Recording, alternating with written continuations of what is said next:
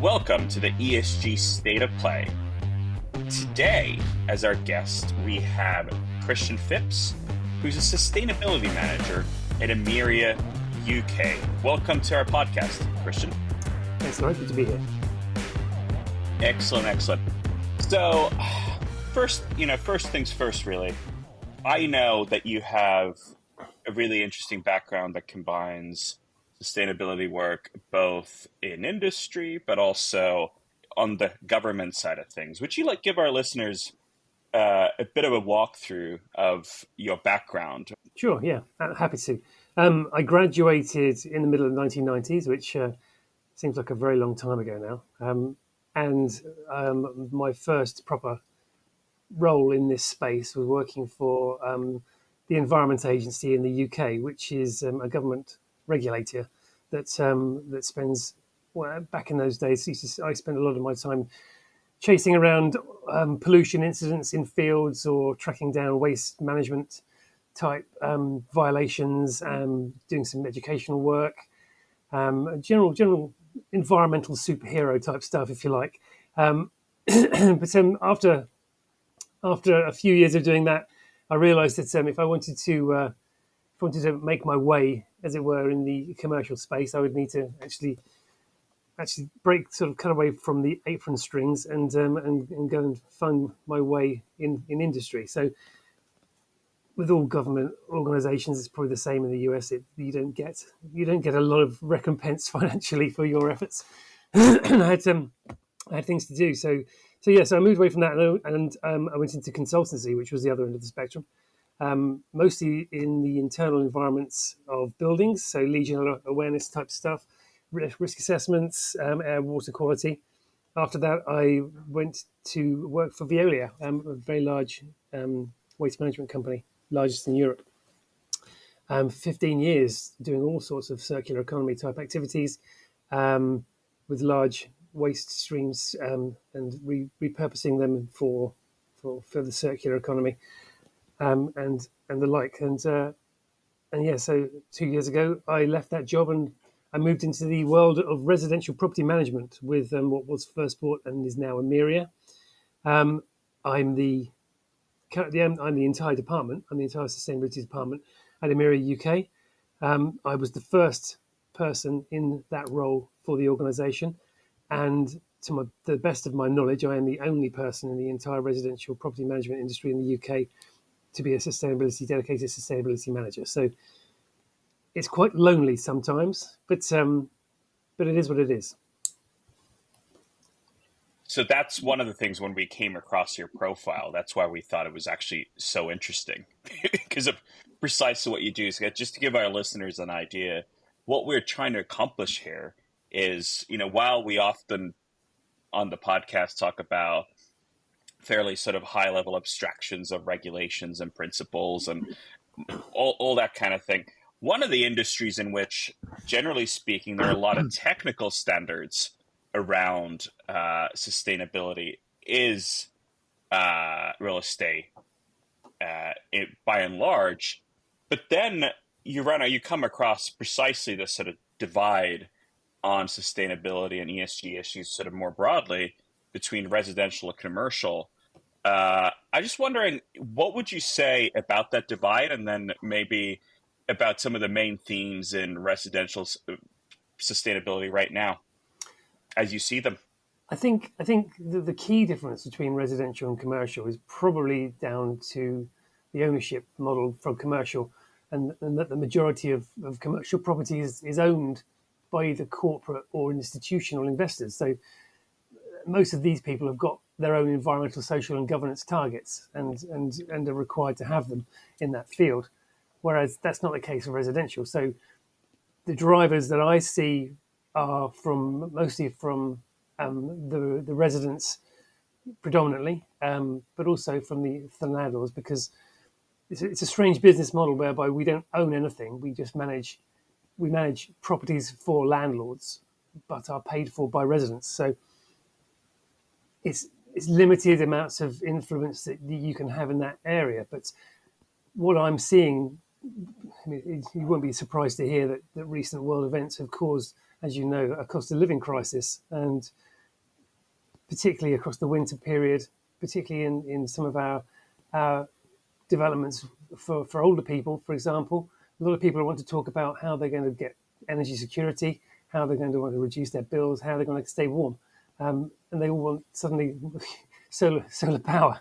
And it's very difficult because we manage a lot of properties. We've got nearly 5,800 developments, 330,000 properties. And we don't own any of them. So we've got to try and sort of tread that fine line of trying to understand what currently is in place, what needs to be put into place with regards to insulation and instantaneous water heaters versus storing large quantities of hot water that require energy to be maintained at a certain temperature.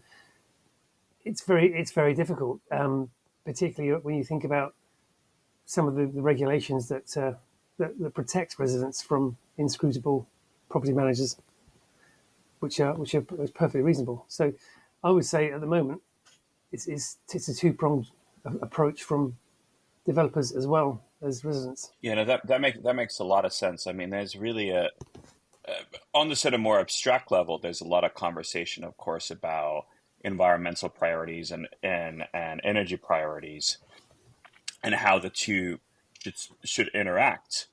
And you're seeing it firsthand, right? You're seeing firsthand where people choose to make trade-offs, are forced to make trade-offs, and where they're able to actually take the leap forward in many ways. Well, with all of these regulations moving in one direction, reporting levels are improving and increasing, and it's only going to go one way. I think I'd like to say that it's glass half empty, but at the same time, it's glass half full. It's very difficult at the present time. I would say I try to maintain optimism as much as the best I can, and I think it's a case of baby steps and moving in the right direction. So that's probably not particularly clear answer, but but it matches where my mind is at the moment. No, I think that makes a lot of sense because obviously there's so much pressing focus and press on the pressing needs of just especially now winter's about to pass in the northern hemisphere, or at least the worst of it. So it allows people to perhaps return to some sort of more long-term thinking Yes. around this subject. And I think, sort of relatedly, as you said, the sort of reporting requirements are definitely going up. But how do you see the sort of connection between, generally speaking, in the sort of real estate space and the sort of many technical requirements around efficiency, waste, energy that exist in the UK, in other parts of Europe, in the US, elsewhere in the world, and then the sort of more abstract policy level conversations? Do you see those meeting at all within the industry? If there's some meeting points, what might those be? And just give us an idea of what the picture looks like from your perspective. Yeah, there are a number of regular industry bodies over here who are looking to put together lobbying groups for the government to approach some of the what appears to be the sort of legal and technical barriers that have come up between getting installations, for example, of things like electric vehicle charge points, solar panels, for example. But the sort of legislation, as I mentioned earlier, is very much put in place to protect the residents, and it does a very good job of that. However, that does make things rather clunky, particularly around leasehold. So I'm not sure how it works necessarily in the US, but over here we have the Common Hold and Leasehold Reform Act, which was brought out in 2002, sorry, and it has a consultation procedure within it that is still referred to by its old name as the Section 20, which essentially means that to carry out any inverted commas improvements that could cost more than £250 per resident, you need to go through a quite rigorous process of consultation and tendering and voting to get any kind of increase to what is the service charge across the line. Now that, as you can probably imagine, it's a lot of administration and it can take quite a long time. So there's a real lack of agility and flexibility around leasehold and getting improvements and renewable energy, for example, put into place. And that is something that the government is aware of and they have commented on.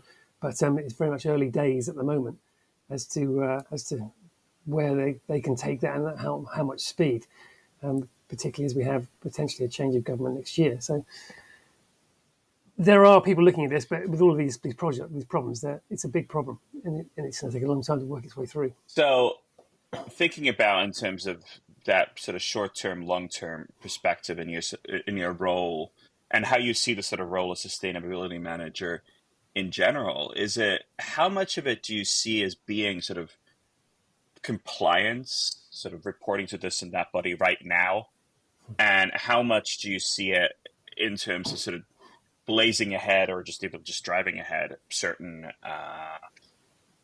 sort of newer principles, things that may not be in the books yet, but would make sense both from the perspective of the industry as well as from the perspective of general sustainability principles. So, and from the perspective of obviously your own employer as well at the same time. So, I mean, what's the sort of balance between the sort of ticking boxes now and vision for the future and making that future happen? It's a very interesting question. I think it varies as to the size of the organisation that you're working for. I would say currently that the balance I have with this organisation is good.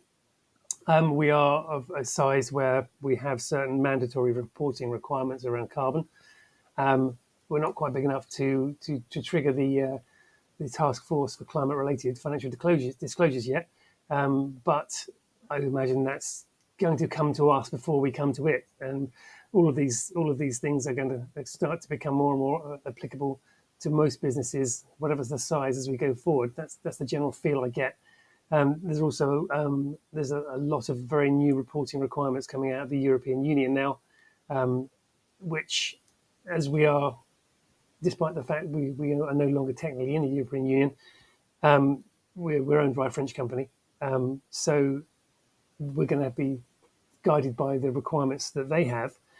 Plus, of course, with a lot of these things, we see these directives that, for example, the CSDD directive, the Corporate Sustainability Due Diligence Directive, is going to be something that is likely to be rolled out across the world as a standard at some point. So there's going to be more and more requirements for people to spend a lot of time doing a lot more reporting than they are now. What that will look like is a good question. I would imagine it's going to require a lot of people in the sustainability space getting upskilled and new roles. So, but at the present time, I would say I still have plenty of opportunities to engage in the other end of the spectrum, things I like doing around biodiversity, for example, small local projects and improving some of the lives of our residents and by improving the biodiversity at our developments. Yeah, that's seems like that's a form of sort of hands-on learning, right? It's by engaging in those kinds of projects, you get a sense of what actually works, Yeah, what can be improved upon, right? So yeah, that's. But you also mentioned uh, the sort of the UK EU question here. Not to get too far into the weeds of that, but I mean, I think it's interesting because there's obviously a lot of talk about standards divergence along the way. I mean, because of your organizational structure, you have to think about that. I don't know if on a daily basis, but at least regularly. Uh, where do you see some interesting divergences taking place? These can be positive, negative. You mentioned biodiversity as well. That tends to be a sort of UK strength to say, right? yeah, I'd agree with that. I'm not sure how much of UK legislation and parliamentary matters you follow, but there's currently going through the chambers is something called the Retained EU Law Revocation and Reform Bill, which was introduced last September, and it essentially puts a time limit of the end of this year, whereby anything that is or was an EU law that isn't ratified by that time will automatically just fall away on the 31st of December 2023, which is potentially worrying, particularly as DEFRA, our environmental department for food and rural affairs, they've got so many documents that they have to work through before the end of the year, to make sure that they stay in the statute. Each of those documents has up to 25 detailed questions about its use, and loads of multiple sub questions as well. So yeah, the only potentially useful thing, to protect against that is the fact that it's got to go through the House of Lords as well, and the likelihood is that it will get slowed down there. There are also some elements of being able to put off the date till 2026 if things are deemed to be too difficult to, or there's not enough time to reassess them now. So there's a very real chance that what is currently a very small divergence, I would suggest, could become a massive one at the end of this year. That's really interesting. Is there anything in particular that you're sort of watching, whether it's up or down in all those packages? Or has something popped up as a specific topic that people might be interested in watching? In the environment space, it's very difficult to know where they are and with which priority they're going down. I imagine they'll focus on climate change before they climate and biodiversity before anything else. But we did see the Environment Act come out in 2021, which has some very stringent biodiversity requirements for new developments coming forward. So there is hope there, but I think realistically, we would need to see a lot of the environmental regulations deferred, and to give us a bit more time and a bit more space to properly analyse what we want to keep and what we want to drop. And that would basically also allow perhaps for opening up a sort of broader conversation as well, in terms of the public and industry as well getting engaged and offering input along the way, I would imagine. Yeah. There's without wanting to get into the politics, there are some elements of the government that are pushing this harder, for ideological grounds, it would appear, than necessary. It does seem a little like, well, it doesn't seem like something that we need to be doing in such haste. But again, let's not get into the weeds there.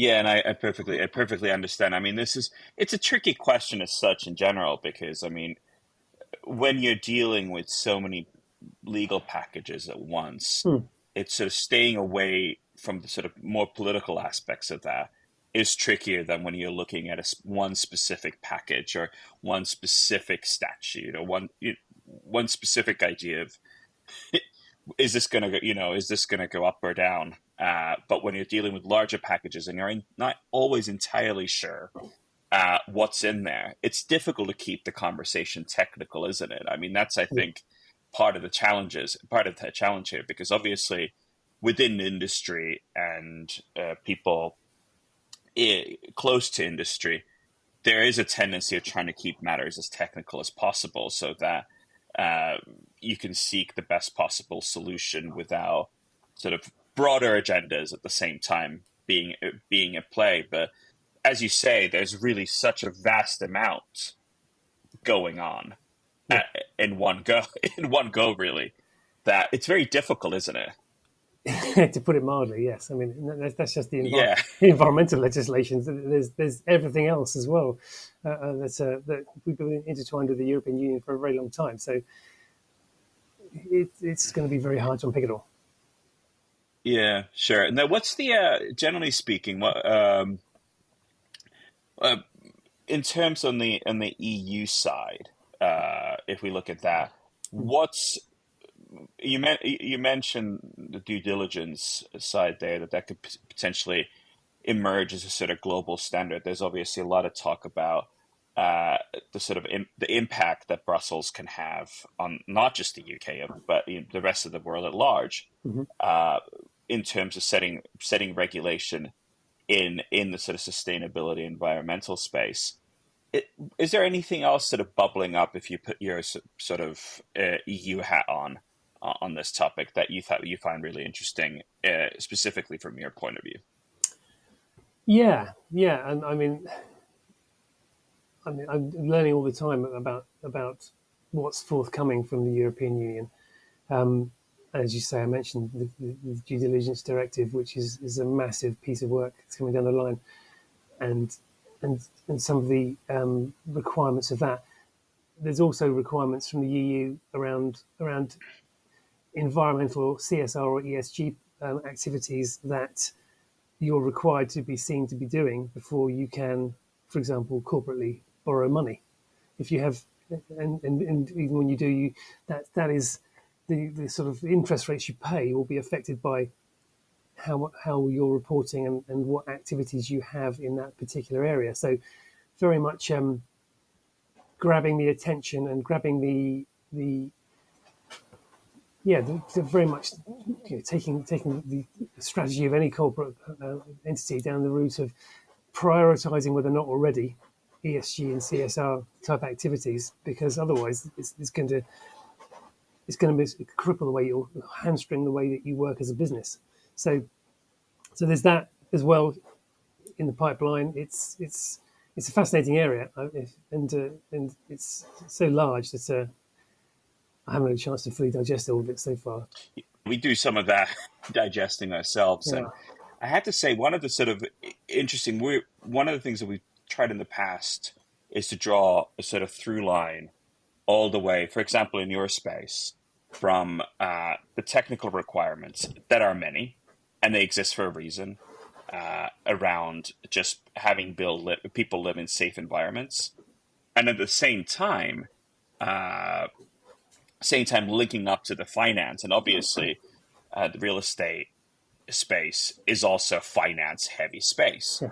but those two still don't seem to link up. I mean, this may be the final question here, but what are some of the missing pieces, or is there a missing piece so we can sort of connect that finance sustainability ESG speak with the sort of very evolved stringent standards that exist in the building and real estate space in general? Like, what needs to be done for those two to connect better in the future? I think it's a very good question, and I think fundamentally it's going to require some guidance from government and some legislation. I think I think we need people react. They react to carrots and sticks, but a combination of both of those things, but in the form of some legislative help and some guidance, I think is probably the most likely. I think these things are coming together very slowly, but it's like super tankers. You can't. It's very difficult to get them to stop and to turn around. Um, so yeah, I think fundamentally lobbying, governments, and public opinion. Um, it's be a very interesting political space in the UK in the next 18 months to see what transpires around governmental change and whether or not that really does suddenly light a fire under it and get some impetus behind the whole process. Yeah, that makes for a really interesting picture for sure. Because I mean, there's may not be more that can be said about this right now, but I mean, there really is a sort of sense that there's, on one hand, sort of technical expertise that's very strong already. People know how they should be building, as long as especially if they're able to charge the premium out. And at the same time, on the other hand, on the finance side, there's very clearly a push for sustainability that's been very strong in the last few years, but sort of connected. But also they speak also very different languages, and just sort of finding a language that's in common. I think it's a really interesting suggestion that it really needs to perhaps be more in a legislative, public, governmental, all of those things kind of space Yeah. where that sort of common ground is found. Otherwise, people will continue sort of speaking different languages. Thank you so much, Christian, for joining us. And to our listeners, I we hope that you join us soon again. We look forward to having more of these conversations. And Christian, thanks again.